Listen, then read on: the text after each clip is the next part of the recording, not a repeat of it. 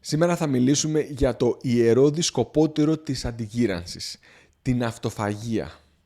Όλοι έχουμε ακούσει ότι είναι η διαδικασία που τα κύτταρά μας τρώνε τα δικά τους χαλασμένα μέρη για να ανανεωθούν, χαρίζοντάς μας μακροζωία και προστασία από ασθένειες. Όμως υπάρχει ένα μεγάλο ερώτημα. Πώς ξέρεις αν το σώμα σου κάνει όντως αυτοφαγία αυτή τη στιγμή?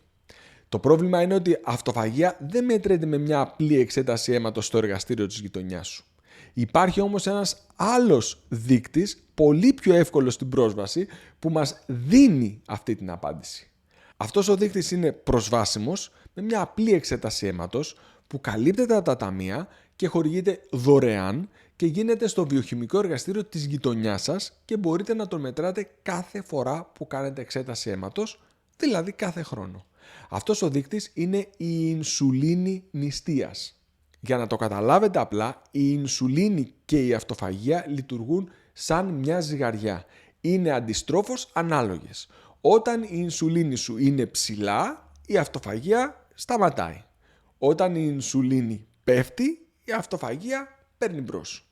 Γιατί συμβαίνει αυτό? Γιατί η ινσουλίνη είναι το σήμα της αυθονίας. Όταν το σώμα βλέπει ινσουλίνη, νομίζω ότι υπάρχει άφθονο φαγητό, οπότε δίνει εντολή στα κύτταρα να χτίζουν νέους ιστούς και να αποθηκεύουν ενέργεια. Σε αυτή τη φάση το σώμα δεν έχει κανέναν λόγο να ανακυκλώσει τίποτα. Αντίθετα, όταν είμαστε νηστικοί και η ινσουλίνη πέφτει σε χαμηλά επίπεδα, το σώμα λαμβάνει το σήμα ότι η εξωτερική τροφή τέλειωσε.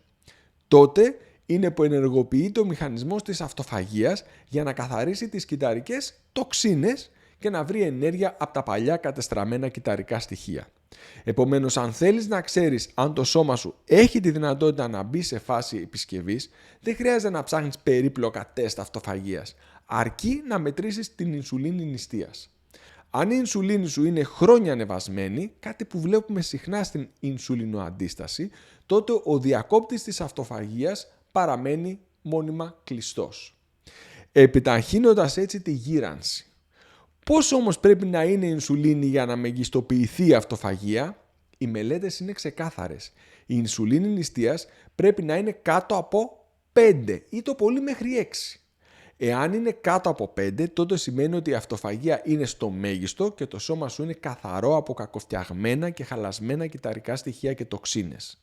Κρατώντας την ινσουλίνη σου χαμηλά, μέσω της διατροφής και της συστηματικής άσκησης, ουσιαστικά ξεκλειδώνεις την αυτοφαγία και δίνεις στο σώμα σου την ευκαιρία να αναγεννηθεί.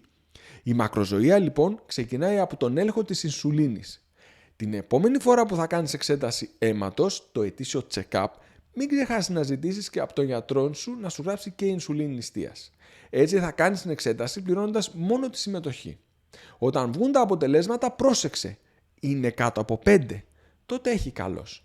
Αν είναι πάνω από 5, τότε μπορούμε να συνεργαστούμε για να σε βοηθήσω να φτάσει εκεί που πρέπει.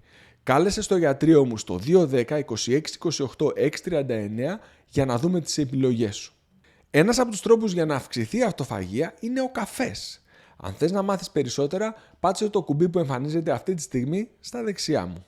Αν το σημερινό βίντεο σου φάνηκε χρήσιμο και ενδιαφέρον, τότε σε παρακαλώ πολύ πάτσε το κουμπί μου αρέσει και κοινοποίησέ το.